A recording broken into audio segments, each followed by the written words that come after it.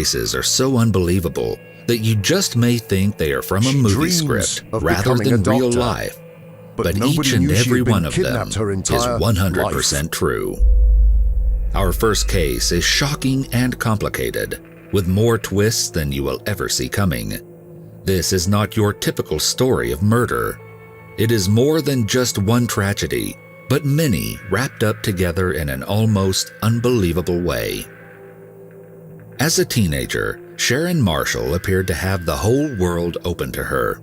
She was reportedly a lieutenant colonel in the ROTC and one of the best and brightest students in her class, an undeniably intelligent young woman with a kind heart to match. Upon graduating from high school in 1986 from Forest Park, Georgia, until a shocking discovery revealed her true identity. Sharon Marshall was actually Suzanne Sevakis, a little girl stolen from her family years earlier. But in 1990, her life ended suddenly in a mysterious hit-and-run. Teachers said Sharon could have become a doctor, and even her future. His name was Franklin Delano Floyd. A brilliant life. Sharon had earned a full-ride scholarship to the Georgia Institute of Technology with the plan to study aerospace engineering so that she could fulfill her dream of working at NASA. Despite this incredible opportunity, Sharon never went to college, as she was harboring a secret. Sharon was pregnant during the final months of high school by her boyfriend, who she never told about the baby. Sharon hid her secret well, and she ended up giving birth and allowing a wealthy couple from Texas to adopt the baby boy. However, the pregnancy had shaken up her life plans, and at one point, she apparently even tried unsuccessfully to run away with her boyfriend.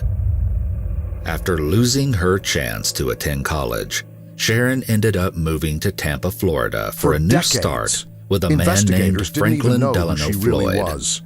Despite having moved with Frank, Sharon started to date another man, and she was soon pregnant for a second time. She once again never told the baby's father about the pregnancy.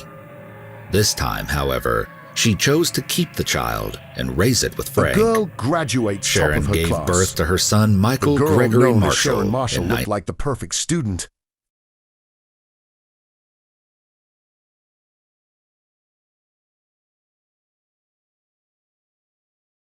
In 1988. Frank and Sharon had a complicated relationship.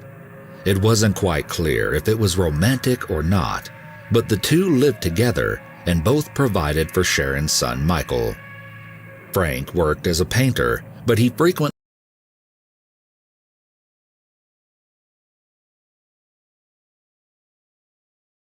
suffered from a bad back, and so he was rarely able to actually work.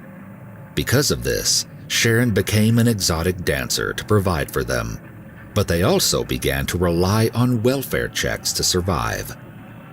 Her co-workers thought of Sharon as kind and friendly, but she was especially close to an 18-year-old co-worker named Cheryl Camesso.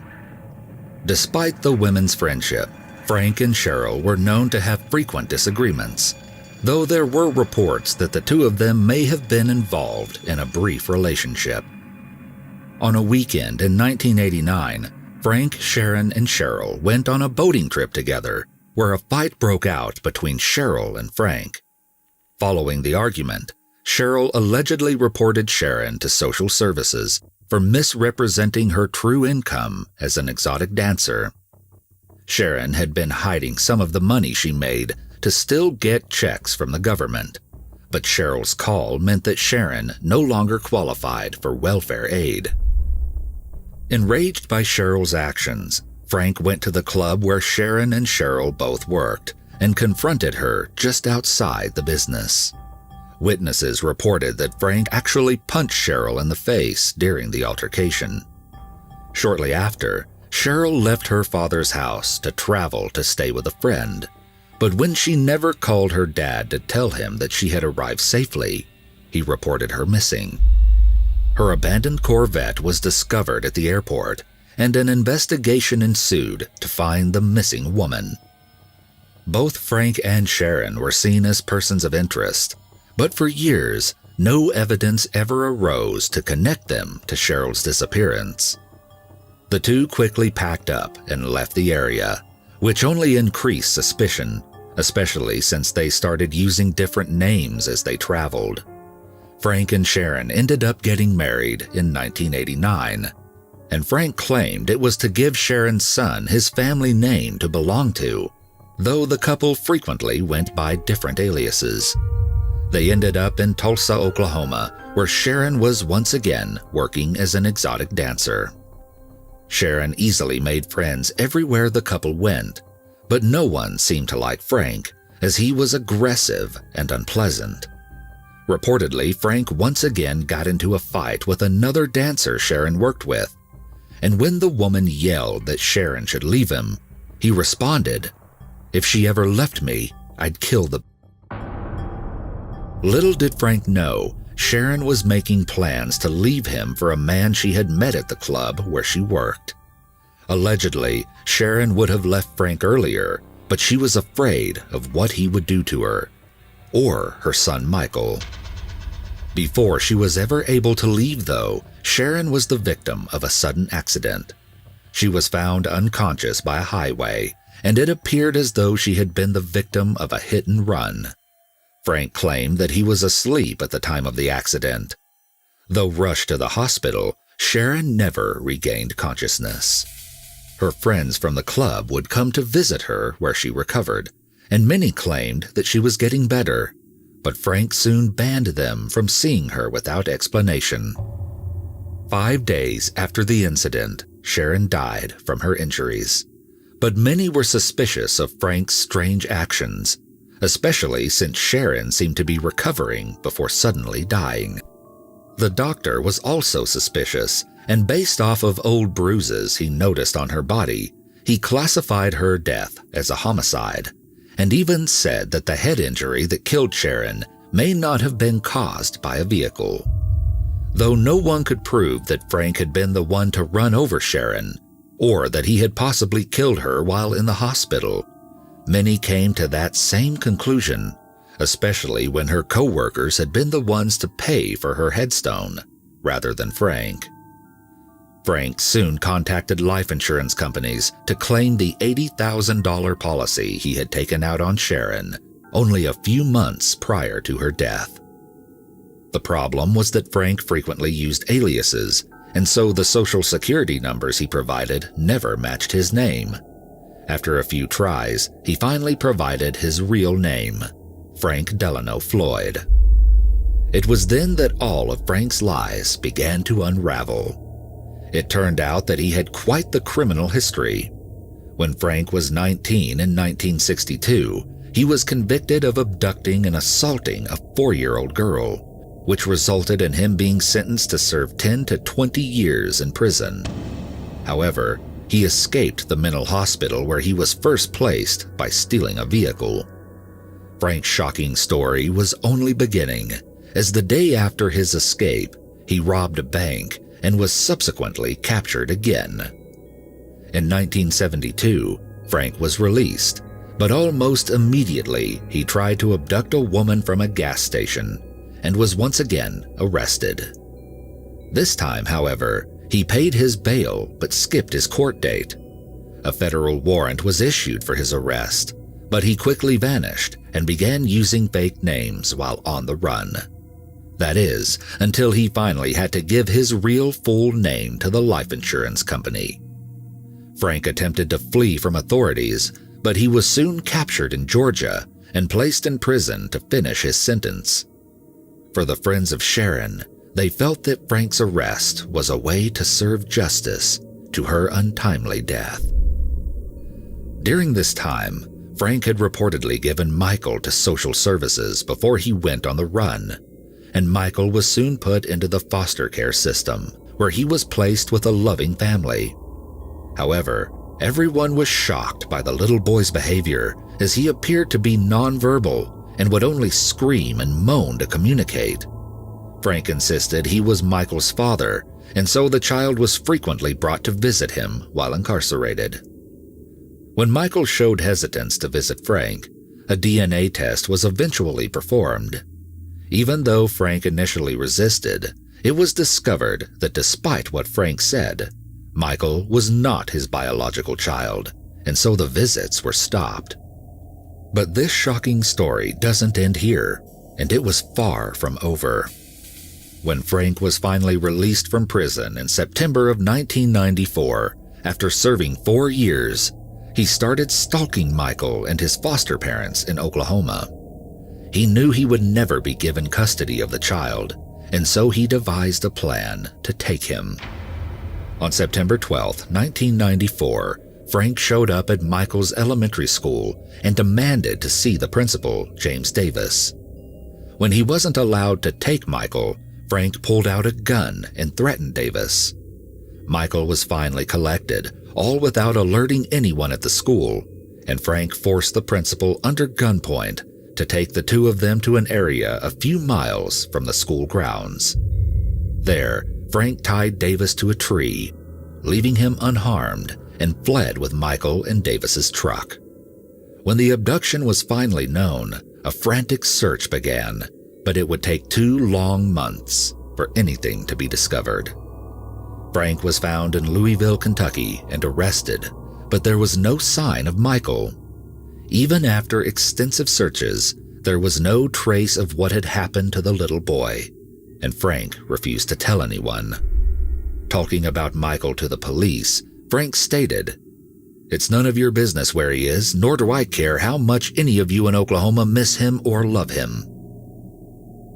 The first of many twists was revealed during Frank's trial for kidnapping Michael. In 1995, skeletal remains were found covered in vines in Pinellas County, Florida. The remains weren't immediately identified, but an investigation determined that the victim had died from a beating and 2 gunshot wounds to the head. Later that year, a mechanic in Kansas purchased a truck at an auction, and inside he found a large envelope filled with 97 photographs depicting a woman who had been beaten and bound. The truck had once been in the possession of Frank Floyd, who had stolen it while he was passing through the area in 1994, before eventually abandoning it. The photos were compared to the unidentified remains, and a wound to the photographed woman's cheekbone matched one on the recovered skull. The skeleton was soon named as belonging to Cheryl Camesso. Frank was convicted for kidnapping Michael, who still hadn't been found, but was classified as missing, and he was consequently sentenced to 52 years in prison. He then went on trial for the murder of Cheryl Camesso, where he was found guilty and sentenced to the death penalty. But the photos uncovered in the truck revealed something else even more shocking, bringing to light another twist in this case. The pictures also showed Frank assaulting a young girl, but these images were much older than the ones of Cheryl. A search began to find the identity of the girl. This is where the case took an alarming turn. It wasn't until 2014 that Sharon's true identity was officially uncovered. To find the truth about Sharon and the pictures, we have to go back. After being released from prison, and while he was on the run for attempted abduction, Frank got married in the mid-1970s to Sandy Chipman. At the time, he had used the alias Brandon Williams, and so Sandy hadn't known who he really was. The marriage was far from romantic, especially as it had begun with them tying the knot at a truck stop. Sandy had 4 kids at the time, and she herself didn't have the cleanest record. She left her kids in Frank's care when she had to spend 30 days in jail after being caught passing bad checks. When Sandy was finally released from prison, she found that her house was empty and her children gone. It appeared that Frank had taken them and moved. It took Sandy years to figure out where her children had ended up, but she eventually found 2 of her daughters, Allison and Amy, living with a social services group. Despite this, Sandy couldn't locate her oldest daughter, Suzanne, or her son, Philip. Her son was eventually found when, as a grown man, Philip came forward and had a DNA test to reveal that they were related. Frank had put him up for adoption, but what happened to Sandy's oldest daughter is even more shocking. Sharon Marshall's real name was Suzanne Marie Savakis, and she was the daughter of Sandy Chipman. In a truly alarming twist, Frank had taken Sandy's children and split them up over different social services groups, but raised Suzanne as his own daughter. Frank and Suzanne moved frequently and across several different states. Frank told many different stories to those around him about how he had come to care for the young girl, but in most, he claimed to have rescued her when she was abandoned by her parents. At this time, he was calling her by the alias of Tanya Hughes. Yet by the time that the young girl graduated from high school, she was going by the name of Sharon Marshall. It turns out that Sharon was kidnapped as a child by Frank, her own stepfather, who raised her, frequently assaulted her, later married her when she was an adult, possibly killed her, and then kidnapped her child after she died. It was a twist that investigators found too unbelievable to be real, and yet it was true. Also revealed in 2014 was that after almost 20 years of lies, Frank finally admitted to what many had suspected by this time, that he had murdered Michael by shooting him while on the run. He had hidden his body along Interstate 35, but an intensive search didn't reveal anything. It was later concluded that Michael's body may have been eaten by wild hogs in the area. Frank Floyd was never found guilty of Sharon's murder, though popular consensus believes he is also guilty of this crime. To this day, he refuses to talk about Sharon's death. Frank is still awaiting his penalty for Cheryl's murder on death row. Our next case is no less shocking or tragic. On August 24, 1980, Grégory Villemin was born to his parents Jean-Marie and Christine Villemin. The family lived in La Panche-sur-Vaillon in eastern France, where Jean-Marie worked as a factory foreman after being promoted. The couple had just moved into a newly built home soon before welcoming their bright baby boy. By all accounts, the family was happy and successful. But then things took a startling turn. The Villemin family began receiving anonymous threatening letters and phone calls promising revenge against Jean-Marie. The letters and calls never specified what the sender wanted revenge for, only that they were seeking it. Over 4 years, the threats continued and expanded to include Jean-Marie's parents as well. Then, on October 16, 1984, while playing in the garden, 4-year-old Grégory disappeared. Christine quickly noticed that her son wasn't on the front yard anymore and called the police. As the police began their search, Christine drove around the nearby small village in a panic. No trace of the 4-year-old could be found. As the search continued, Grégory's uncle received an anonymous phone call that stated, "I've kidnapped the boy. I've strangled him and I've thrown him in the river Vaillon. I have my revenge." The next day, before anything could be further explored, Jean-Marie found a letter that appeared to be posted to them at the time Grégory was taken. It read, "I hope you die of grief, boss. Your money won't bring back your son. Here's my revenge, you..." Grégory's body was found later that day near Docelle in the Bayonne River, only 7 kilometers from his home. He had been drowned with his hands and feet bound and his wool hat pulled over his face. His family was absolutely devastated. The case of Grégory's murder, which horrified the French public, became known as the Affaire de Grégory. The killer was soon referred to as Le Corbeau, or the Crow, based off of a famous French film that had a similar theme to the threatening notes the family had received. After intense investigation, police had a suspect narrowed down by handwriting experts who analyzed the ominous letters and a key witness statement. In 1985, Bernard Laroche, Jean-Marie's cousin, was arrested and questioned based on a statement from his 15-year-old sister-in-law. But Laroche denied being the Crow, and soon his sister-in-law took back her statement, saying that it had been coerced. Even though LaRoche was eventually cleared and freed, Jean-Marie stood in front of reporters and made a vow that he believed LaRoche was guilty of murdering his son, and that he would kill him. But the case took another shocking twist on March 25, 1985, when the handwriting experts determined that Gregory's own mother, Christine, may have written the threatening letters.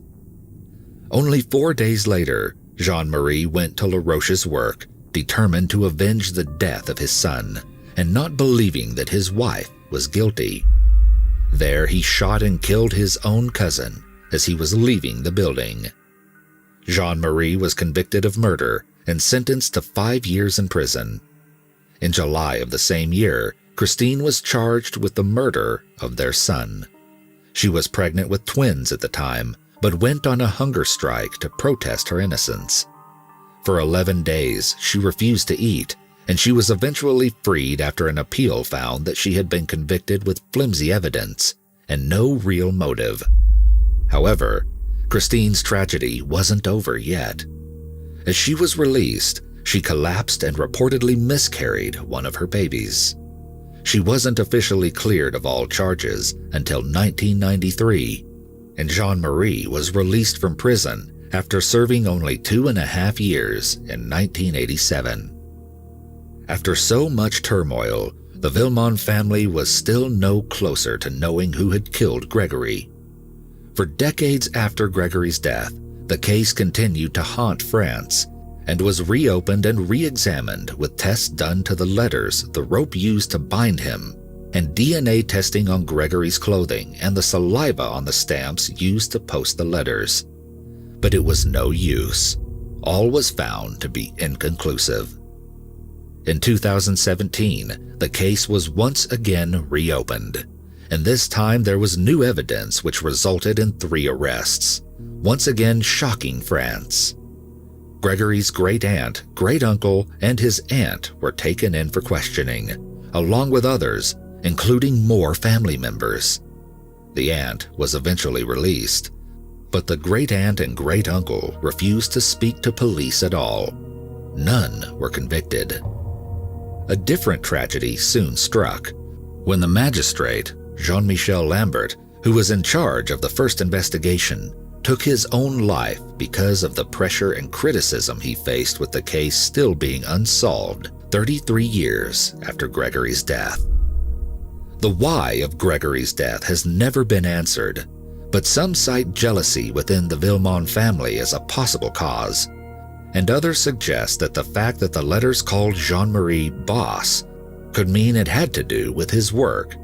Either way, no real evidence or suspect has been found, but almost everyone in the Villemin family has been under suspicion at some point. In December of 2020, the case was once again reopened, but this time police are determined to uncover the real identity of the Crow once and for all. New interviews have been conducted, and police are relying on a brand new technology called stylometrics, which looks at the style, syntax, punctuation, and turns of phrase used in the threatening letters to identify the killer. A new suspect has been identified, but so far has not yet been named. It appears that the murder of Grégory Villemin may soon be solved. Our next case is not a normal missing persons case, and has a twist that seems too surprising to possibly be true, and yet it is. Nicholas Barclay was born December 31st, 1980, as the youngest to 2 older siblings. He had a rather normal childhood in San Antonio, Texas, but as a preteen, he started to develop a reputation as a troubled kid. Nicholas was known to have a history of fighting physically and verbally with his mother, skipping school, threatening his teachers, stealing shoes, and even breaking into a convenience store. By only 13, Nicholas had a juvenile criminal record for his antics, and allegedly 3 tattoos that his friends had given him with an unsterilized needle. At some point, Nicholas was diagnosed with attention deficit disorder. His mother was reportedly so exasperated with his demanding supervision that she asked her older son Jason to come and live with her to aid in the young boy's caretaking. On June 13, 1994, Nicholas called home looking for someone to pick him up after playing basketball in his neighborhood. His older brother Jason answered the phone, but refused to wake up their mother, who had been working late nights, and instead told Nicholas to walk home. But he never arrived. Unfortunately, with Nicholas's reputation, few believed something was wrong when the 13-year-old couldn't be found. Most were inclined to believe he had run away, and he would return at some point soon. This theory was given credence by the fact that the day after he vanished, he had a court hearing to decide if he would be sent to a rehabilitation center. But still, after not returning for longer than normal, and with his mother's pleading, an investigation to find Nicholas was finally started.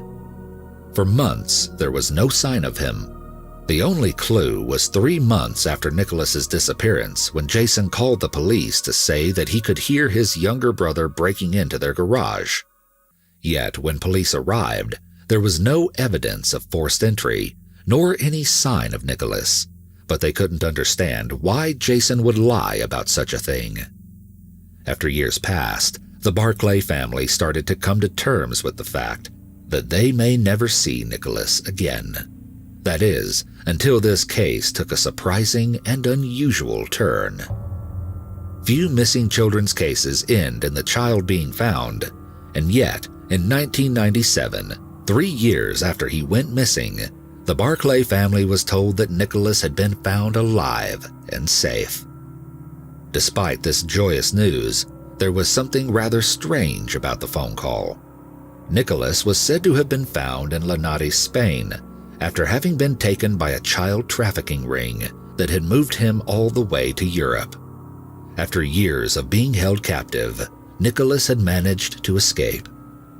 The police told the Barclays that Nicholas had been forced to speak only French for the 3 years he was gone, and had been hurt during his time away from them.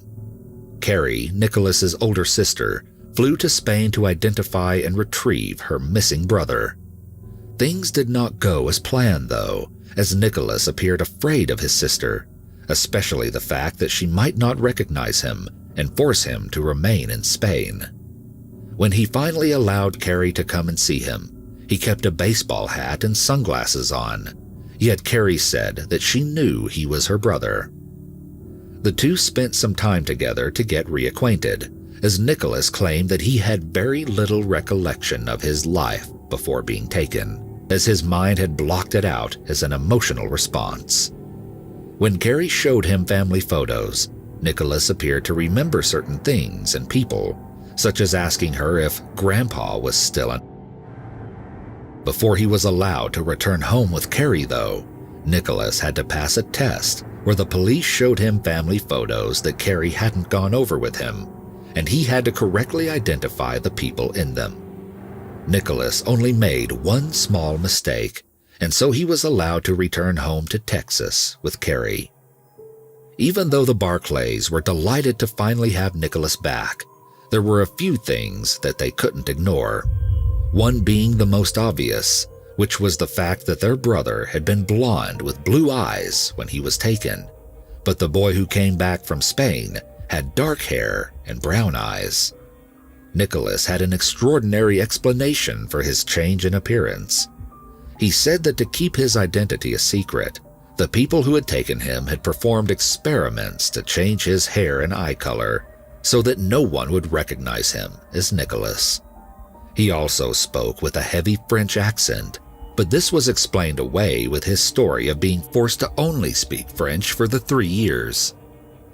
The family was so relieved to finally have Nicholas home that they actively ignored some of the things authorities raised concerns about, and even told investigators to close the case. A film crew heard about the amazing story and asked to follow the Barclays around to document how Nicholas was adjusting to returning to his family. They agreed, and that was when everything started to fall apart. A local private detective was working with the crew and became increasingly suspicious of the French-speaking, dark-haired Nicholas.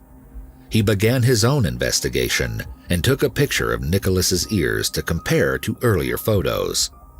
He found that they didn't match, and as ears don't age or change, he took his concerns to the authorities. By February of 1998, after Nicholas was back living with the Barclays for 5 months, the FBI became involved when they obtained a court order to investigate. When Nicholas's fingerprints and DNA were taken, it was determined that the man the Barclays believed to be their Nicholas was actually a 23-year-old Frenchman named Frédéric Pierre Bourdon. Frédéric was a notorious con artist with over 500 different identities and the nickname the Chameleon. Despite this shocking revelation, the Barclays refused to believe that Frédéric wasn't Nicholas. Even when in court, Frédéric admitted to being an imposter and pleaded guilty to passport fraud and perjury. He was imprisoned for 6 years. Questions swirled around this revelation. Where was the real Nicholas? How had the Barclays been fooled? And why did Frédéric do it? Though this case is utterly shocking, the imposter is not the only twist. Investigators were concerned by the Barclays' behavior during the entire incident and their willful acceptance of Frédéric. Frédéric himself later waded into the controversy, saying that even he couldn't believe that the Barclays accepted him so easily, rousing even more suspicion of the family. Frédéric even claimed that the Barclays knew he wasn't Nicholas, but that they had all pretended and played along with his scheme, and he couldn't understand why. He reported that when he met Carrie, she had fed him knowledge about the family, telling him who everyone was and what to remember. She had allegedly helped him pass the police's test before being allowed to go to the U.S. Frédéric also said that Jason had never accepted him, nor pretended to.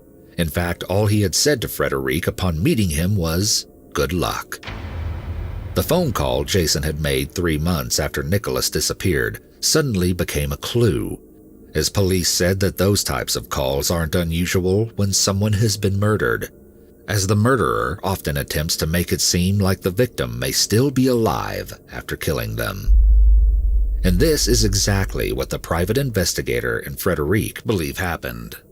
He believes that the family accepted him so willingly because they had killed Nicholas, or Jason had, and were more than happy to cover it up by claiming he was the real Nicholas. Before Jason could be investigated, he died from a drug overdose. It is reported that he had long been battling a cocaine addiction. No other evidence appeared, and the case went cold. Frédéric finished his jail sentence and went on continuing to steal identities across Europe. Nicholas has still never been found, but his story has inspired the popular Netflix documentary, The Imposter.